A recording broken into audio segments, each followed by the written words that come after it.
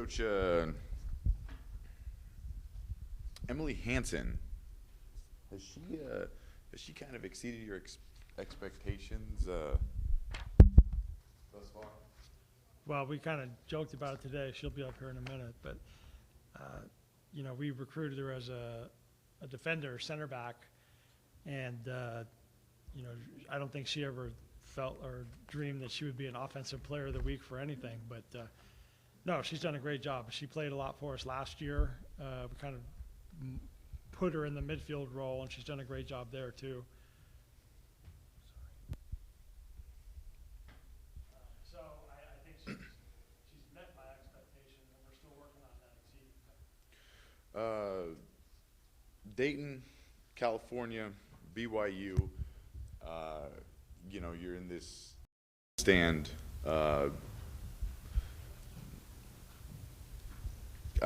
With the conference around the corner, is there anything you kind of change right now? Is there anything you're looking at differently? No, I think the way we approached it, we've never played this many ranked teams before in non-conference, and you can either look at it like, okay, we got to get ready for this game, get ready for that game, but we've kind of broken it down. It's like this is all a process, and we're really kind of using each one of these weeks and these games to build towards conference. So we've got some things we're working on this week that hopefully will help us against Dayton and Cal, but this isn't the end all. So we get to play really good teams in preparation for conference. So we have Dayton this week, who's on Friday, who's only won a couple games, but they played a very, very difficult schedule to date, and they're typically in the NCAA tournament, out of region team, so it's a big game. And then Cal, who's ranked, I guess, 13th, and then we have BYU coming in on Thursday next week, which is ranked, I think, 7th or 8th. And then we go to Pepperdine, which is ranked about 20th, and then we start conference. So we will have been battle tested by the time conference rolls around. How important is that for your team as it is right now to kind of have that sort of challenge before conference? Well, I think it's great. It's very rare they get an opportunities like this on a week-to-week basis. Usually you get one or two, top 20 teams, and then the rest are, whatever they are. So it's been great. I think the players really enjoy the challenge. It's not easy, but at the end of the day, if we go out and we play well, play to our potential, then we have nothing to be ashamed of, and we're just getting better day to day. What do you want to see your girls do against Dayton? Well, I'd like to see a win. I think we had a good win on Sunday against San Jose State, but there were things that we just didn't do well.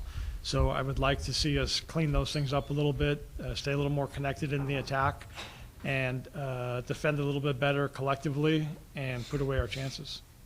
Is that something you see across the board, or was that something you just saw against San Jose? Well, I think San Jose gave us some different looks, and so it got us a little bit stretched and out of sorts. And they were a good team, much better from the year before. They have a new coach, second year there. So it gave us some challenges, and we kind of got stretched and out of sync a little bit. So it is part of the process, finding our attacking rhythm. We still haven't quite got it yet, but once we get our attacking rhythm going with a good solid defense, we should be in good shape. What does attacking rhythm mean? Well, it's just like being able to connect 3 or 4 or 5 or 6 passes in a row in the attacking end, instead of connecting a pass or two and then looking for the through ball, or just playing it forward, trying to force things. So rather than force things, we're trying to open up teams and then find our way through those holes. Against California, what's the game plan there? Well, we haven't really even talked about that much because we got the game Friday against Dayton.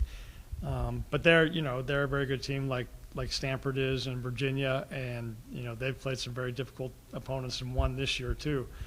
We'll really kind of focus on that on Saturday. It's just our Sunday game, and we don't have a lot of time to prepare for that. Sure. Playing against someone as good as Cal, how hard is it to kind of have that matchup on a Sunday right after a Friday game with only a day to prepare? Well, it's like they're doing the same thing. They play Friday and Sunday. So, Sunday games present their own problems because it is 2 games in 3 days.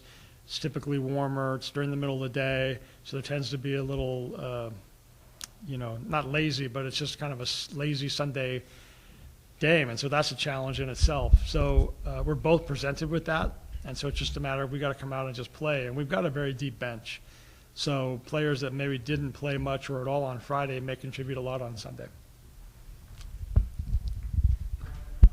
Late, Alex, did you talk about Dayton? Can you talk about what you expect from Dayton Friday night? Well, I think I expect a very, very good game. We've played them 2 or 3 times, I think twice there, once here, and we've never come out on top, even on days where I felt like we might have been the better team. But so they're very, very good. And, you know, having a win against a good team from their region is huge as far as when it comes down to selecting the 64 teams for the at-large for the NCAA tournament. So it's a big game for us. You seem pretty positive about the team. Yeah, I mean, we're not playing our best soccer yet, and we're still playing well.